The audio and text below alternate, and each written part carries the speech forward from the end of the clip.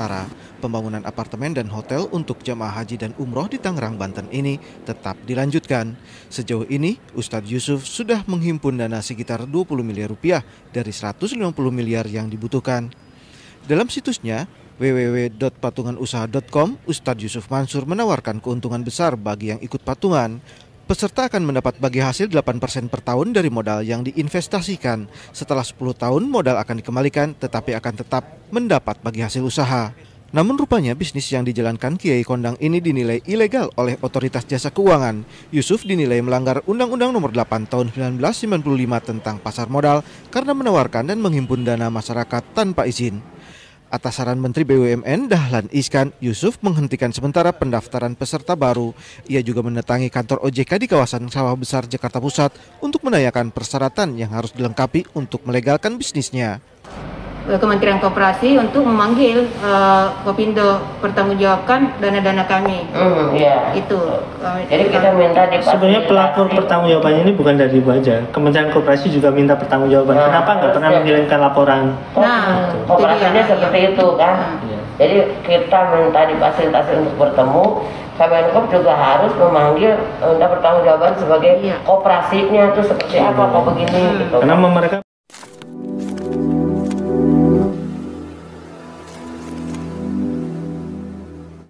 Assalamualaikum warahmatullahi wabarakatuh. Welcome back to my channel Detektif Di. Ya teman-teman, kita kali ini ngebahas tentang satu legalitas yang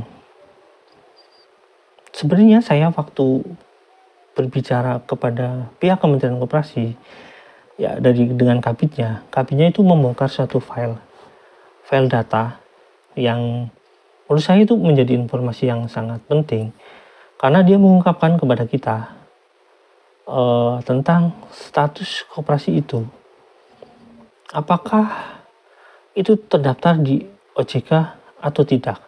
Nah teman-teman, soal OJK ini sebenarnya apa ya, ini sudah disarankan oleh pemerintah. Biar teman-teman lebih tahu, kita lihat dulu videonya tentang OJK ini mengenai Yusuf Mansur, tentang bisnisnya, tentang bisnis patungannya itulah, tentang pengumpulan uangnya itu. Yuk kita lihat videonya, check it out. Pembangunan hotel dan apartemen untuk jamaah haji dan umroh milik usaha patungan Ustadz Yusuf Mansur di Tangerang, Banten tetap dilanjutkan pembangunannya meski pendaftaran peserta dihentikan. Sejak pertengahan Juli lalu, sang Ustadz memang menghentikan bisnisnya sampai dinyatakan legal dengan membentuk perseroan terbatas. Meski pendaftaran peserta patungan usaha Ustadz Yusuf Mansur dihentikan sementara, pembangunan apartemen dan hotel untuk jamaah haji dan umroh di Tangerang, Banten ini tetap dilanjutkan. Sejauh ini, Ustadz Yusuf sudah menghimpun dana sekitar 20 miliar rupiah dari 150 miliar yang dibutuhkan. Dalam situsnya, www.patunganusaha.com, Ustadz Yusuf Mansur menawarkan keuntungan besar bagi yang ikut patungan. Peserta akan mendapat bagi hasil 8% per tahun dari modal yang diinvestasikan. Setelah 10 tahun modal akan dikembalikan tetapi akan tetap mendapat bagi hasil usaha. Namun rupanya bisnis yang dijalankan Kiai Kondang ini dinilai ilegal oleh Otoritas Jasa Keuangan. Yusuf dinilai melanggar Undang-Undang Nomor 8 Tahun 1995 tentang pasar modal karena menawarkan dan menghimpun dana masyarakat tanpa izin. Atas saran Menteri BUMN Dahlan Iskan, Yusuf menghentikan sementara pendaftaran peserta baru. Ia juga mendatangi kantor OJK di kawasan Sawah Besar, Jakarta Pusat untuk menanyakan persyaratan yang harus dilengkapi untuk melegalkan bisnisnya. Hotelnya sebenarnya sudah selesai. Udah katanya kalau mau dilanjutkan bisa pakai skema perpatungan biasa. Tinggal pertanggungjawaban saya ke depan memberi contoh kepada masyarakat bahwa saya sebagai ustadz harus melakukan proses yang benar, bukan secara agama tapi secara undang-undang. Agar legal, OJK meminta Ustadz Yusuf Mansur membentuk perseroan terbatas. Sang kiai pun berjanji akan memenuhi persyaratan tersebut sebelum kembali memulai usahanya. Tentu saja pihak Otoritas Jasa Keuangan mengatakan Ustadz Yusuf Mansur harus melegalkan usaha patungan yang dijalankannya dengan membentuk perseroan terbatas atau PT. Kepala Eksekutif Pengawas Pasar Modal OJK Nur Haida mengatakan usaha patungan yang saat ini dikelola oleh Ustadz Yusuf Mansur termasuk dalam kategori penawaran umum sebagaimana dimaksudkan dalam Undang-Undang Pasar Modal. sehingga segala aktivitas yang berkaitan harus tunduk pada aturan Undang-Undang Pasar Modal atau UU PM. Nurhida menambahkan pihaknya belum bisa menentukan berapa lama batas waktu yang diberikan terkait pembentukan PT tersebut. Namun OJK meminta agar Ustadz Yusuf Mansur segera melakukan pengajuan perizinan ke OJK.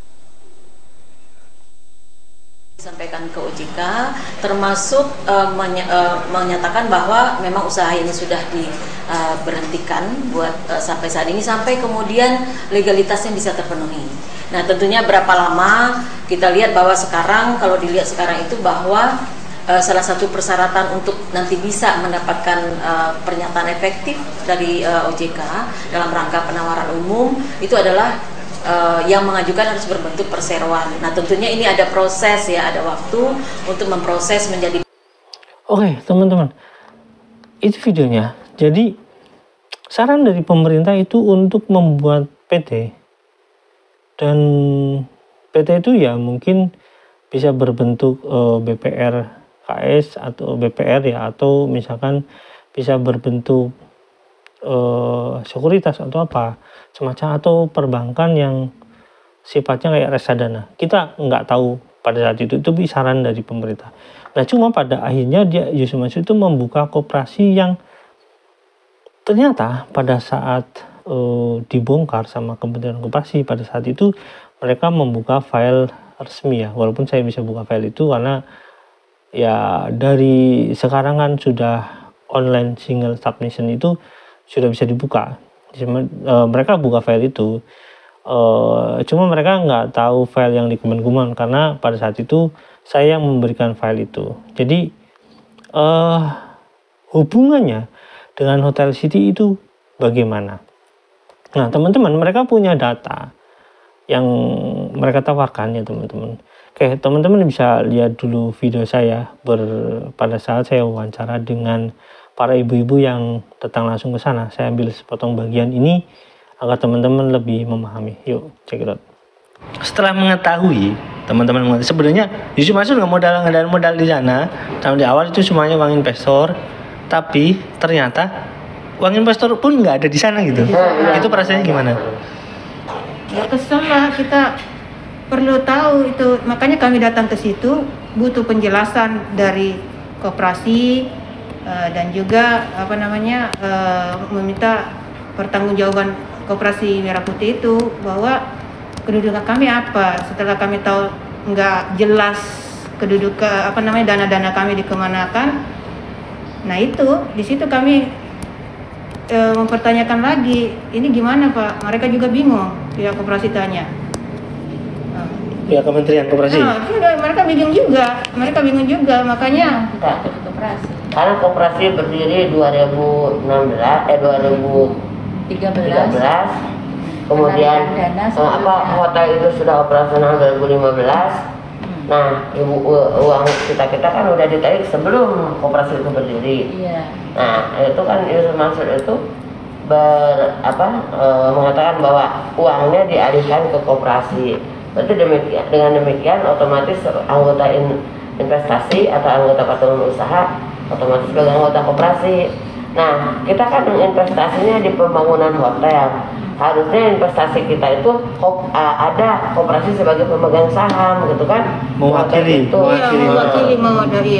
kita koperasi, tapi ternyata tidak ada gitu.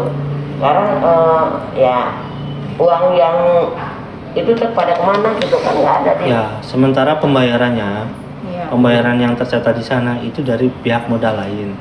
Artinya bukan dari koperasi pembayarannya. Bukan dari koperasi tidak ada. Makanya duit yang di koperasi itu dikemanakan katanya? Itu yang kami tetap investasi atau patungan usaha yang dari 2010 sampai 2013 itu kemana itu? Padahal kalau umpamanya tadi ada sekitar 400, berarti ada 40 miliar, berarti bisa sih benar melunasi itu ya semua. Jadi full sebagai itu yang tercatat di media ya Bu ya, 40 miliaran sekitar. Itu yang Utangnya yang kan dikasih media, bayangin yang nggak dikasih tahu itu berapa. Yang dikasih tahu ke media 440 miliar, hutangnya kan berapa? 38 miliar. Kan harusnya ini pasti dengan itu, kalau iya betulnya ke situ. Jadi pemegang sahamnya kita diwakili oleh koperasi kan gitu harusnya. Tapi regulasinya seharusnya seperti itu. Nah itu ya kami minta pertanggungjawaban dari pihak koperasi, Kementerian Koperasi untuk memanggil Kopindo pertanggungjawabkan dana-dana kami.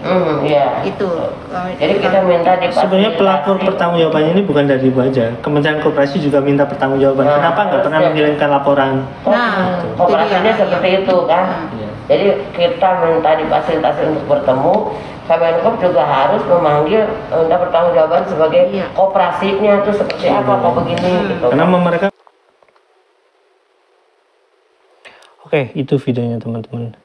Oke, jadi jelas ya teman-teman. Jadi pada saat itu memang mereka membuka file di mana menurut pihak koperasi bahwasanya koperasi ini pertama tidak pernah melaporkan kepada Kementerian Koperasi tentang kewajiban suatu koperasi yang harus melaporkan rapat ya tahunan RAT gitu ya.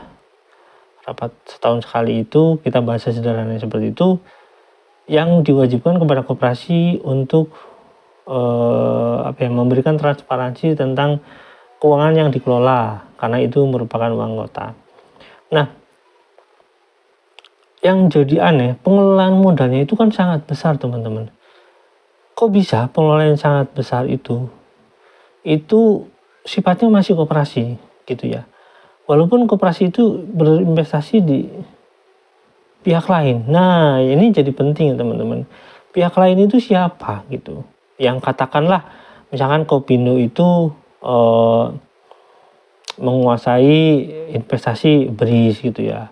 Menguasai patungan usaha, tabung tanah, terus itu yang kita ketahui aja karena ada videonya teman-teman. Terus ada patungan usaha gitu ya.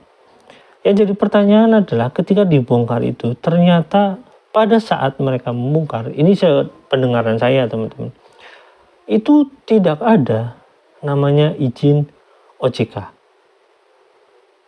Jangan kaget ya teman-teman, ini ya memang Yusuf Mansur kayak gitulah intinya sependengaran saya kayak itu. Jadi koperasi itu juga belum berizin OJK. Jadi ketika Yusuf Mansur diundang ke OJK, sebenarnya ngapain sih sebenarnya Yusuf Mansur itu? Uang yang jadi teguran ini berlaku pada saat investasi ini ya. Bukan tentang pattern aset manajemen, bukan sama sekali.